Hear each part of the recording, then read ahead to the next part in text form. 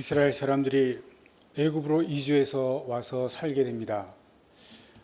430년이 흘러가지만 430년 흘러가는 가운데 변하지 않는 것이 있습니다. 히브리 민족, 애굽 민족, 민족이라고 하는 이 민족성은 변하지를 않습니다. 아무리 세월이 흘러도 변하지를 않습니다. 일본이 우리나라를 강압적으로 민족 말살 정책을 행하였지만은, 그러나 이 민족이라고 하는 것은, 그 피라고 하는 것은 변할 수가 없습니다.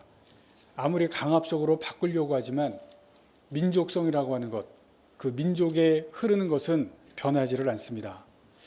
이스라엘 민족은 셈족입니다. 그리고 애굽 민족은 함족입니다. 역사적으로 요셉이 국무총리가 될 수 있었던 것은 애굽 사람들, 애굽 그 왕족 가운데 셈족이 잠시 와서 왕족을 차지하고 있어서 요셉도 같은 셈족이었기 때문에 국무총리까지 오를 수가 있었습니다. 그러나 다시 애굽 사람들 그 함족이 다시 왕위를 차지했기 때문에 셈족이 밀려나게 되고, 그리고 이스라엘 백성들은 국무총리 요셉이 있었을 때는 괜찮았지만 셈족이 밀려나고 나서 애굽 사람들이 다시 함족이 왕위를 차지하고 나서 이스라엘 백성들은, 히브리 민족은 노예로 전락하게 되는 것을 역사적으로 보게 됩니다. 이스라엘 사람들, 히브리 민족이고 애굽 사람들은 함족입니다. 민족적으로 이 차이는 시간이 지나도 구분이 됩니다. 신앙이 다릅니다. 이스라엘 사람들은 하나님 신앙, 야훼 신앙을 갖습니다. 그러나 애굽 사람들은 지난 시간에 본 것처럼 10가지 재앙이 애굽 신과 연관이 되어 있고, 애굽 신을 섬기는 애굽 사람들, 신앙적인 차이가 존재합니다. 신분의 차이가 있습니다. 이스라엘 사람들이 처음에는 국무총리 같은 족속으로 좋은 신분을 가지고 있었지만 시간이 지나면서 노예로 전락하고, 애굽 사람들은 지배자의 신분으로 계속 남아 있습니다.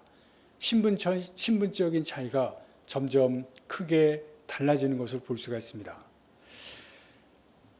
그러나 시간이 지나면서, 이 오랜 시간이 세대가 점점 바뀌어 나가면서 이 차이가 희미해져 가는 것을 볼 수가 있습니다. 민족적인 차이는 있지만, 언어도 다르지만, 그리고 신분적인 차이는 있지만, 그러나 차이가 없어져 가는 것은, 삶의 차이는 점점 없어져 갑니다. 삶에서는 분명한 민족적인, 또 언어적인, 그리고 신분적인 차이는 있지만 삶은 하나가 되어져 가는 것을 성경이 보여주고 있습니다. 그래서 하나님께서 이 이스라엘 민족과 그리고 애굽 민족 가운데 행하시는 것이 한 가지가 있습니다. 오늘 본문 말씀 가운데 7절에 보시면 한 가지 단어가 나옵니다. 7절 말씀을 다시 봅니다. 그러나 이스라엘 자손에게는 사람에게나 짐승에게나 개 한 마리도 그 혀를 움직이지 아니하리니 여호와께서 애굽 사람과 이스라엘 사이를 구별하는 줄을 너희가 알리라. 하나님께서 이스라엘과 애굽 사이에 구별하시는 그 구별하심이 시작이 됩니다. 이 구별은 10가지 재앙을 통해서 하나님께서 구별을 시작하십니다. 지금 전에 없던 무더위가 시작이 됩니다. 우리 여름에 찾아왔습니다. 그런데 우리나라 가운데 이 무더위 가운데 무더위가 찾아오지 않는 지역이 있다고 하면 아마 모두가 다 놀랄 겁니다. 예를 들어서 충청도 한 지역이 이 무더위 가운데 더위가 임하지 않고 시원한 지역이 한 곳이 있다. 만약에 그러면 사람들이 깜짝 놀랄 겁니다. 근데 하나님께서 그러한 일을 행하셨다는 겁니다. 재앙을 임하시게 하는데 이스라엘이 사는 그 지역에 지역적인 구별을 시작하신 것입니다. 다른 지역에는 다 재앙이 내리는데 이스라엘의 지역만은 재앙이 내리지 않습니다. 지역적인 구별입니다. 하나님께서 행하시는 이 지역적인 구별을 통해서 하나님의 구별을 시작합니다. 두 번째는 사람들의 구별입니다. 하나님께서 애굽 사람들에게는 재앙을 내리시는데 이스라엘 사람들에게는 재앙을 내리시지 않습니다. 그런데 이 구별은, 사람들의 구별은 7절 말씀해 보시면 애굽 사람들에게 알게 하시지만, 그러나 더 이 구별을 하시는 이유는 이스라엘 사람들을 위해서 이 구별을 합니다. 이스라엘 사람들에게 하나님께서 너희들이 특별한 사람인 것을 깨닫게 하시기 위해서 이 구별을 하십니다. 하나님께서 택하신 백성이라는 것을 알게 하시기 위해서 하나님께서 이 사람의 구별을 하게 하십니다. 하나님께서 자신들을 보호하고 계시는 것을 보게 하시고 알게 합니다. 이 사람의 구별은 이스라엘의 정체성과 관련이 됩니다. 이스라엘은 하나님께서 택하신 사람들이고 하나님께서 함께 하신 사람들이라는 것을 알게 하신 것입니다. 지금까지는 이스라엘이 자신들이 누구인지를 알지를 못했습니다. 시간이 오래 오면서, 시간이 걸리면서 하나님께서 택하셨다는 것을 깨닫지 못합니다. 그래서 애굽 사람들과 같이 살면서 그들의 삶과 같은 삶이 되었습니다. 하나님에 대한 신앙을 잃어버리고 하나님을 믿는 믿음을 잃어버렸습니다. 자신들이 누군지를 깨닫지 못합니다. 정체성의 상실입니다. 근데 하나님께서 7절 말씀에서 애굽과 이스라엘 사이를 구별하신다는 말씀을 통해서, 이 구별을 통해서 그들의 정체성을 깨닫게 하십니다. 너희가 누군지를 알게 하시겠다. 너희는 다르다는 것입니다. 지금까지 그 안에서 같이 살았는데 이제 다르다고 하시는 것을 깨닫게 하신 것을 보여주십니다. 10가지 재앙을 통해서 하나님께서 이스라엘 백성들을 보호하십니다. 내가 구별한 것처럼 너희도 구별된 삶을 살게 하면서 이제 보호하시겠다는 것을 말씀하십니다. 너희가 보았지 않았냐? 너희가 경험하지 않았냐? 말씀합니다. 여러분, 출애굽이 무엇인지 아십니까? 이 가나안이 무엇인지 아십니까? 구별될 삶을 통해서 더 큰 것을 보게 하시겠다는 것을 말씀하십니다. 하나님께서 하나님의 백성을 구별해 내시는 것이 출애굽입니다. 그리고 가나안 땅은 아예 구별하신 땅으로 옮기시겠다는 것이 가나안입니다. 가나안은 거룩한 땅입니다. 이제 옮겨서 거기에서 구별해서 살게 하시겠다는 것이 하나님의 의도입니다. 하나님의 의지를 보여주시는 것입니다. 이스라엘 백성이 애굽에서 같이 살면서 애굽 사람들과 삶이 구별함 없이 같이 살아가는 것을 보면서 이제 출애굽을 통해서 그들을 꺼내시고, 그리고 가나안을 통해서 그들을 아예 구별된 땅으로 구별해서 살게 하시는 것을 통해서 하나님께서 그들에게 하나님의 의도를 보이십니다. 너희는 내가 구별하여서 그곳에서 살게 하시겠다는 것입니다. 10가지 재앙과 홍해의 기적으로 이루어지는 이 출애굽의 과정, 그리고 40년의 광야는 하나님께서 이스라엘 백성들을 구별시키는 훈련의 시간입니다. 그리고 하나님께서 말씀하시는 말씀이 있습니다. 지금과는 다르게 살라는 것을 말씀하십니다. 이제부터는 다르게 살 것을 말씀하시고 있습니다.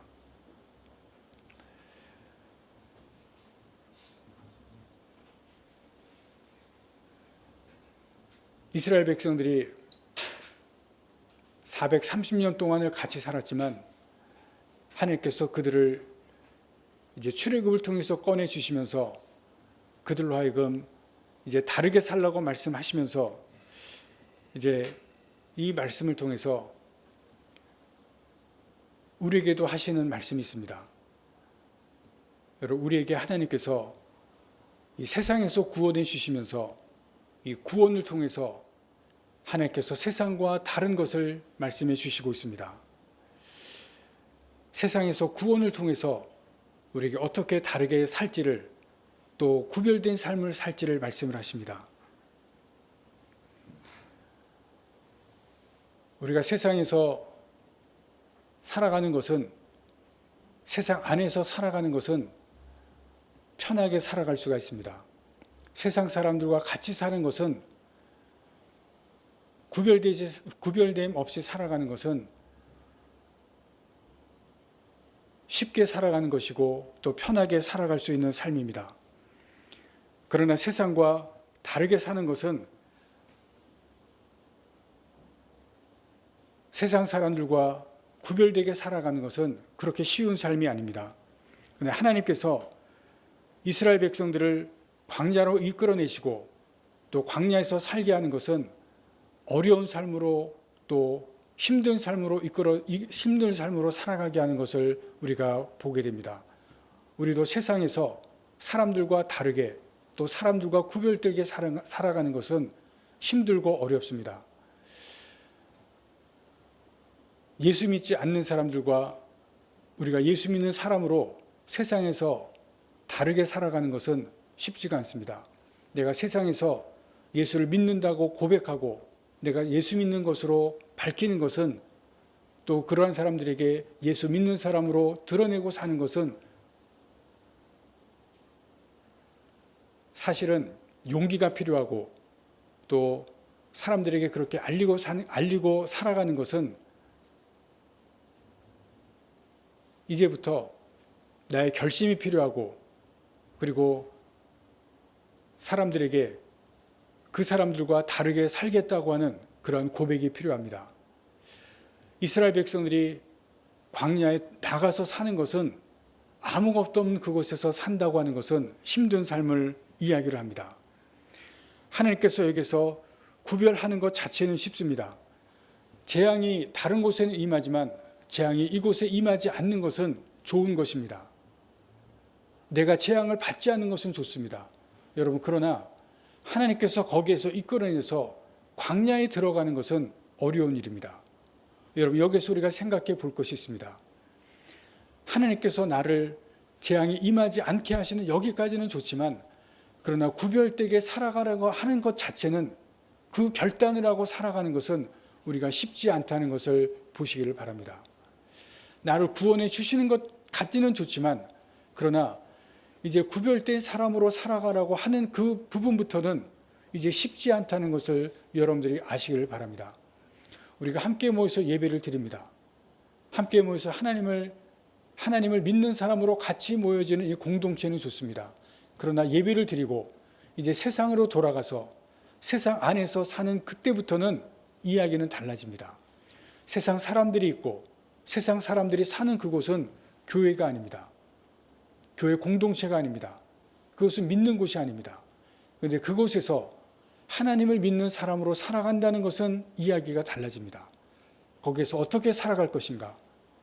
거기에서 믿는 사람으로 살아갈 것인가? 하나님께서 우리에게 말씀하시는 것은, 이스라엘 백성들에게 말씀하시는 여기서 구별이라고 하는 것은 바로 그 얘기입니다. 하나님께서 모세에게 말씀하시는 것은 광야로 가라는 것입니다. 출애굽을 하라는 것입니다. 광야에서 살아가라는, 광야에서 나가라고 하는 것은 구별된 자로 살아가라는 것을 말씀하십니다. 재앙을 비껴나게 하시고 재앙에서 벗어나게 하시는 거기는 좋지만, 이제부터는 광야의 삶을 살아가라고 하는 것은 이제 우리가 교회에서만 예배 드리는 것이 아니라 세상 밖에 나가서 구별된 사람으로, 예수 믿는 사람으로 살아가라는 것을 말씀합니다. 여러분, 어떻게 살 것인가? 내가 세상 안에서, 예수 믿지 않는 사람들 안에서 내가 예수 믿는 사람으로, 구별된 모습으로 어떻게 살 것인가? 이것이 우리의 과제입니다. 여러분, 세상 안에서 여러분 어떻게 살 것인가? 하나님께서 우리에게 말씀하신 것은 광야에서 살라는 것입니다. 거기에서 구별된 자로 살라는 것을 말씀하시고 있습니다. 그것이 우리의 과제입니다. 여러분, 우리가 어떻게 구별된 자로 살 것인가? 어떻게 세상 안에서 예수 믿는 사람으로 살 것인가?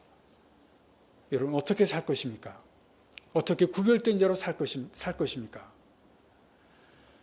구체적으로 우리가 구별된 자로 산다는 것은, 어떻게 우리가 다른 자로 살다고 한다는 것은 세상과 반대로 산다는 것입니다. 여러분, 세상에는 세상의 기준이 있습니다. 세상의 기준은 세상 사람들이 만든 것입니다. 그것은 세상에서, 세상 안에서 잘 사는 것입니다. 세상 사람들이 만든 기준은 세상 안에서 잘 살아가는 기준입니다. 그런데 하나님께서 우리에게 주시는 하나님의 기준이 따로 있습니다. 하나님을 잘 섬기도록 하도록 하나님께서 만든 기준입니다. 그런데 그 하나님의 기준은 세상의 기준과 다릅니다. 다를 정도가 아니라 세상의 기준과 반대되는 기준입니다. 그런데 하나님께서 그 기준을 가지고 세상 안에서 살라고 말씀합니다. 세상과 충돌합니다. 세상과 반대되는 기준입니다. 오늘에게 말씀하시는 것은 그 기준을 가지고, 하나님의 기준을 가지고 세상 안에서 살라는 것입니다. 그것이 무엇이냐면 구별입니다. 하나님의 기준을 가지고 세상 사람들이 만든 세상 안에서 살 때 다르게 되고 구별된다는 것입니다. 우리에게 하나님께서 요구하는 것이 바로 그것입니다. 세상의 친구들과 만나고 세상의 직장 생활하시는 분들이 세상의 직장에서 살 때, 세상에서 세상의 기준을 가지고 있는 그 사람들과 살 때 하나님의 기준을 가지고 세상 안에서 산다는 것입니다. 그렇게 살 수 있느냐 하는 것입니다. 여러분, 그렇게 살 수 있겠습니까? 그것을 하나님께서 요구하신다는 것입니다. 그렇게 살 때 구별이 있다는 것입니다. 그것을 하나님께서 우리에게 요구합니다. 여러분, 세상은 하나님께서 말씀하시는 것과 다릅니다. 왜 다르냐면 세상은 자기를 위해서 살아가기 때문에 그렇습니다. 세상의 초점은 자기에게 맞춰져 있습니다. 요즘 유행하는 흐름을 잘 관찰해 보시면 공통점이 있습니다. 혼밥, 혼행, 혼술, 지금 유행하는 트렌드입니다. 왜 혼자 하는 것이 유행이겠습니까? 혼자 살아가는 사람들이 많기 때문에 그렇습니다. 독신 가정들이 늘어가고 또 독신이 많이 지금 혼자 살아가는 사람들이 많습니다. 그렇기 때문에 이러한 단어들이, 또 그러한 삶이 지금 점점 퍼센트가 많아지기도 하지만 여러분, 볼 것이 있습니다. 그 바탕에는 자기가 있습니다. 나를 위한, 자기를 위한 그러한 자기에게 초점이 맞추어지는 것이 있습니다. 자기를 위한 삶이 그 바탕이 있다는 것을 놓치면 안 됩니다. 점점 시대가 흘러갈수록 자기에게 초점이 맞추어지고 있다는 것이 바로 조금 전에 말씀드린 혼행, 혼밥, 혼술, 이러한 것이 유행이 되어져 가고 있다는 것은 독신이 많아지기 때문에 그런 것은 아닙니다. 점점 시대가 자기에게 초점이 맞춰지고 있다는 것이 지금 이 모든 것의 흐름이 되어져 가고 있다는 것을 보셔야 됩니다. 소확행이라는 단어가 있죠. 작지만 확실한 행복을 찾겠다는 것입니다. 주택 구입, 취업, 결혼, 내가 이루기에는 너무 크다는 것입니다. 너무 크기 때문에 그것을 찾기에는, 그것을 쫓기에는 너무 이루기에는 불행하기 때문에 작지만, 일상에 작지만 확실하게 성취할 수 있는 그것을 이루겠다는 것입니다. 그것을 추구하는 삶을 말합니다. 이 소확행이라고 하는 이 경향은 서울대 소비 트렌드 분석센터가 2018년에 대한민국 소비 트렌드로 선정한 단어입니다. 그 경향입니다. 삶입니다. 원래 소확행이라고 하는 이 말은 일본의 소설가 무라카미 하루키가 랑겔 한스섬의 오후라는 에세이에서 처음 쓴 말입니다. 갓 구운 빵을 손으로 찢어 먹을 때 쉽습니다. 근데 거기에서 작지만 행복을 느낍니다. 서랍을 열었더니 서랍을 잘 반듯하게 정리를 해놨습니다. 잘 정리해놨구나. 거기에서 작은 행복을 느낍니다. 내가 한 것인데 기분이 좋다는 것입니다. 샴푸를 하고 나왔는데 기분이 좋습니다. 샴푸에서 나는 향기, 거기에서 행복을 느낀다는 겁니다. 이런 소소한 행복들, 내가 할 수 있는 작은 것, 거기에서 느끼는 행복을 말합니다. 바쁜 일상, 너무나 바쁘게 쫓아다니는데 거기에서 내가 할 수 있는 작은 것, 확실하게 할 수 있는 내가 하는 것, 거기에서 느끼는 행복입니다. 너무 큰 것들을 쫓아다니다가 이루지 못하는 것에서 불행을 느끼다가 거기에서 너무 어두운 자신을 발견하다 보니까 안 되겠다는 것입니다. 그런데 이 소확행을 잘 보시면 그 밑바탕에는 자기가 있습니다. 큰 것을 쫓다 보니까 이루어지지 않는 것 때문에 내가 불행하다는 것입니다. 차라리 작은 것에 만족하자. 내가 좋으면 된다는 것입니다. 그 바탕에는 자기가 있습니다. 나에게 초점을 맞추는 것이 있습니다. 돈을 버는 것, 여행하는 것, 지금 휴가철입니다. 휴가 가는 것. 사람들의 대부분이 하는 것에는 내가 초점이 맞춰져 있고 내 가족이 초점이 맞춰져 있습니다. 나에게 초점이 맞춰지는 그 대부분이 일반 사람들이 하는 것입니다. 세상에는 정한 기준은 자기입니다. 내 가족입니다. 나에게 초점이 맞춰져 있다는 것입니다. 성경이 그런데 말씀하시는 바가 있습니다. 하나님은 우리를 위해서 세상을 창조하셨습니다. 그러나 하나님께서 자기보다 나보다 우선순위를 두시는 것이 있습니다. 우리가 세상에 살지만 믿는 사람들의 삶은 인본이 아니라 신본이라는 것입니다. 무슨 말씀이냐면 사람을 위해서, 나를 위해서 사는 것이 아니라 하나님을 위해서 사는 것, 그것이 바로 성경이 가르치는 것입니다. 그것이 바로 하나님께서 가르치는 것입니다. 하나님께서 우리를 창조하신 것은, 하나님께서 우리를 만드신 것은 사람을 위한 것이 아니라 그 우선순위는 하나님을 위한 것이라고 분명히 가르치시고 말씀하시고 있습니다. 자기를 위해서 사는 것인가, 아니면 하나님을 위해서 사는 것인가, 인본인가 신본인가, 하나님의 답은 분명합니다. 하나님을 위한 것이라고 말씀하시고 있습니다. 여러분, 그런데 이상한 것이 있습니다. 사람들은 하나님이 말씀하셨지만, 하나님이 하라고 하시지만 하나님이 하라고 하신 것을 하지 않습니다. 하나님이 말씀하신 것을 하지 않습니다. 하나님이 분명히 이렇게 말씀하셨지만 사람들은 자기를 위해서 살아갑니다. 많은 사람들이 조금 전에 말씀드린 것처럼 세상은 세상의 기준을 만듭니다. 그 세상의 기준은 인간이 중심입니다. 인본입니다. 자기를 위해서 살아간다는 것입니다. 조금 전에 설명드린 것과 같습니다.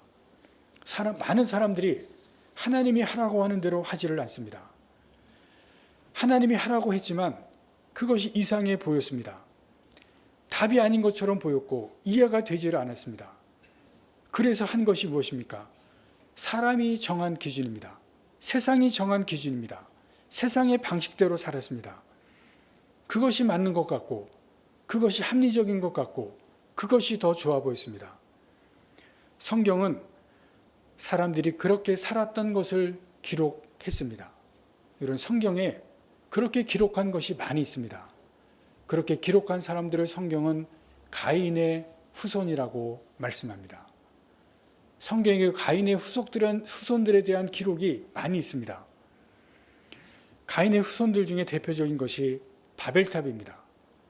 바벨탑을 보시면 바벨탑이 자기들의 기준으로 쌓은 자기들의 기준이 있습니다. 하늘에 닿는 탑을 쌓자, 우리의 이름을 내자, 흩어지지 말자, 사람들의 가인의 후손들의 기준입니다. 세상의 기준을 정하고 세상의 방식대로 살기로 한 것입니다. 이 사람들은 하나님 없이 자기들을 위해서 살았습니다. 하나님께서 이 사람들 중에서 한 사람을 택해서 구별했습니다. 여러분, 성경을 보시면 이 가인의 후손들 중에서 바벨탑을 쌓은 사람들 중에서 한 사람을 택해서 구별했습니다. 그 한 사람이 누군지 아십니까? 아브라함입니다. 이 가인의 후손, 바벨탑을 쌓은 사람 중에서 단 한 사람 택했습니다. 구별했습니다. 그리고 무슨 말씀을 했습니까? 너는 다르게 살아라. 구별되게 살아라. 그렇게 말씀하신 것이 아브라함입니다. 그리고 아브라함은 하나님을 믿고 구별된 삶을 산 것을 성경에 보여줍니다. 그것이 아브라함의 삶입니다. 하나님께서 그 아브라함을 구별하셔서 그렇게 살게 했을 때 아브라함이 처음에는 실수도 했지만 나중에 철저하게 하나님을 위해서 살았습니다. 말씀드린 대로 세상에 정한 방법이 아니라 하나님의 정한 방법대로 철저하게 하나님을 위해서 살았습니다. 그럴 때 하나님께서 어떻게 하셨습니까? 여러분, 하나님 위해서 살면 손해인 것 같습니다. 하나님 위해서 살면, 그렇게 구별돼서 살면 여러분 어떻습니까? 내가 예수 믿는 사람이라고 사람들에게 얘기하면 저 사람이 나를 어떻게 볼까? 내가 사람들에게 그렇게 얘기하면 부끄러워 보이고 쑥스러워 보이고 좀 이상해 보입니다. 그러나 성경은 아브라함을 통해서, 성경의 사람들을 통해서 분명하게 말씀해 주십니다. 철저하게 하나님을 위해서 살면, 철저하게 구별되어서 살면 아브라함을 통해서 보여주는 것이 무엇입니까? 하나님께서 보호해 주신다는 것입니다. 하나님께서 아브라함에게 은혜를 주신다는 것을 성경은 분명하게 보이십니다. 철저하게 하나님을 위해서 살면, 철저하게 구별돼서 살면 하나님께서 지키신다는 것을 보여주시고 있습니다. 하나님께서 재앙을 내리시지만 구별하십니다. 이스라엘 백성을 구별하십니다. 광야에 보내주시지만 하나님께서 이스라엘 백성을 구별하십니다. 그리고 하나님께서 구별해서 사는 사람을 하나님께서 세상 가운데서 구별하시는 것을 성경은 보여주시고 있습니다. 세상이 약해질수록 두 가지 현상이 나옵니다. 여러분, 지금 세상이 점점 악해져 갑니다. 두 가지 현상이 나옵니다. 믿는 사람들 중에 두 가지 현상이 나옵니다. 믿는 사람들 중에 세상이 약해질수록 많은 사람들이, 대다수의 믿는 사람들이 세상과 동화되어져 갑니다. 구별되어져 가는 것이 아니라 세상과 동화되어져 갑니다. 세상과 점점 닮아져 갑니다. 또 하나의 현상은 믿는 사람들 중에 적은 숫자가, 극소수의 숫자는 세상이 약해져 갈수록 점점 더 하나님 앞에 가까이 나갑니다. 적은 숫자만이 하나님 앞에서 구별되어져 가든 더 구별되어져 가는 삶을 살아가는 것을 보여주고 있습니다. 출애굽 시대도 마찬가지입니다. 하나님께서 모세에게 나타났습니다. 불타는 떨기나무 가운데서 모세에게 나타났는데 하나님께서 그때 모세에게 무슨 말씀을 하시는지 기억하십니까? 창세기 3장 5절에 보시면 하나님께서 모세에게 이런 말씀을 합니다. 내가 선 곳은 거룩한 땅이니 내 발에서 신을 벗으라 말씀합니다. 첫 번째 말씀은 내가 선 땅은 거룩한 땅이다 말씀합니다. 왜 하나님께서 내가 선 땅은 거룩한 땅이라고 말씀하셨겠습니까? 하나님이 선 땅이 왜 거룩한 땅이겠습니까? 여러분, 하나님이 그곳에 임했기 때문에, 그곳에 하늘에서 오셨기 때문에 그 땅이 거룩합니다. 왜 하나님이 계신 곳이 거룩한 곳입니까? 하나님이 거룩한 분이기 때문에 그렇습니다. 여러분, 하나님이 거룩한 분은, 거룩하신 분이라고 하는 것은 하나님은 다른 분이기 때문에 그렇습니다. 하나님은 모든 존재와 구별된 분이기 때문에 그렇습니다. 하나님이 모든 존재와 구별된 분이기 때문에 하나님과 관련된 곳, 하나님이 관련된 사람, 하나님께서 거룩하게 합니다. 하나님께서 모든 다른 사람과 구별된 분이기 때문에 하나님께서 이 땅에서 오셨을 때 하나님과 관련된 그 땅은 거룩한 곳이 됩니다. 하나님께서 그곳을 거룩하게 하시기 때문에 그 땅이 거룩하게 됩니다. 그래서 그 땅은 거룩한 땅이 됩니다. 두 번째 말씀하신 것은 내 발에서 신을 벗으라 말씀하셨습니다. 중동 지역에서 신은 이런 의미가 상징합니다. 소유권과 권리를 상징합니다. 여러분 집을 나가실 때 오늘 여기 오셨는데 어떻게 오셨습니까? 신을 신고 오셨습니다. 여러분이 신을 신고 나가실 때 약속 있는 곳에 나가시고 친구를 만나시거나 일을 보러 나가십니다. 여러분 그것을 무엇을 의미하냐면 여러분이 신을 신고 여러분이 갈 곳을 할 것을 마음대로 한다는 것입니다. 내 마음대로 다닌다는 것입니다. 하나님께서 내 신을 벗으라고 말씀하신 것은 내 마음대로 다니는 권리를 하나님 앞에서 내려놓으라는 것입니다. 여러분 신발을 신으면 내 마음대로 다닙니다. 그 권리를 하나님께 내려놓으라는 것입니다. 신을 신고 마음대로 내가 소유하는 그 소유, 신을 신고 내가 일하면서 내 소유를 얻습니다. 하나님께서 신발을 벗으라는 것은 내 마음대로 소유했던 그 소유권을 하나님 앞에 드리라는 것입니다. 하나님께서 그것을 달라는 것입니다. 내가 신을 신고 너 자신을 위해서 살았던 그 권리를 포기하라는 것입니다. 신발을 벗으라는 것은요, 엄청난 의미가 있습니다. 이제 하나님께서 신발을 벗으라는 것은 하나님을 위해서 살라는 것입니다. 너 자신을 위해서 살았던 그 권리를 하나님 앞에서 포기하고 이제는 하나님을 위해서 살라는 것입니다. 이것을 한마디로 말하면 그렇습니다. 다르게 살라는 것입니다. 지금까지 살았던 그 모든 삶 이제는 다 버리고 하나님 앞에서 다르게 살아라. 그 말씀을 하시는 것입니다. 모세가 하나님을 만났습니다. 하나님을 만났기 때문에 하나님과 관계가 시작이 되었습니다. 하나님과 관계가 시작된 사람은 하나님께서 거룩하게 해야 된다는 것입니다. 거룩해져야 된다는 것입니다. 거룩은 구별입니다. 구별되게 살라는 것입니다. 하나님께서 우리에게 찾아오셨습니다. 우리가 예수님을 믿습니다. 예수님을 믿게 하셨고 이제 하나님과의 관계가 시작되었습니다. 다시 말해서 이것은 달라져야 된다는 것입니다.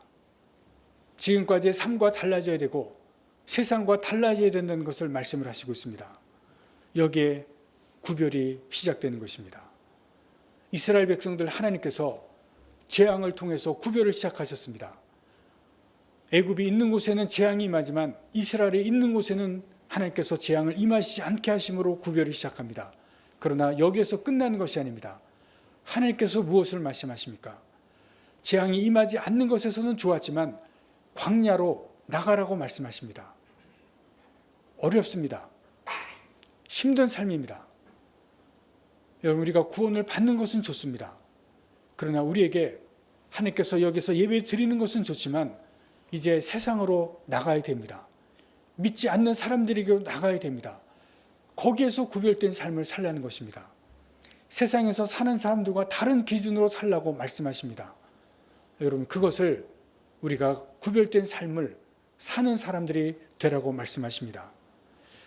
여러분 그것을 우리가 살아가는 것은 우리가 신발을 벗으면서 내가 내 신발을 신고 마음대로 돌아다니면서 내가 하고 싶은 대로 사는 그 삶은 세상의 기준대로 살아가는 것입니다. 신발을 벗으라고 말씀하십니다. 하나님의 기준대로 하나님의 기준을 가지고 세상 안에서 사는 것을 말씀하시고 있습니다. 여러분 그렇게 사는 결단이 우리에게 필요합니다. 세상의 사람들과 동일하게 살아가는 것이 아니라 세상의 사람들과 같은 삶을 살아가는 것이 아니라 구별되게 살아가는 것을 말씀하시고 있습니다. 여러분 그렇게 여러분들이 사시겠습니까?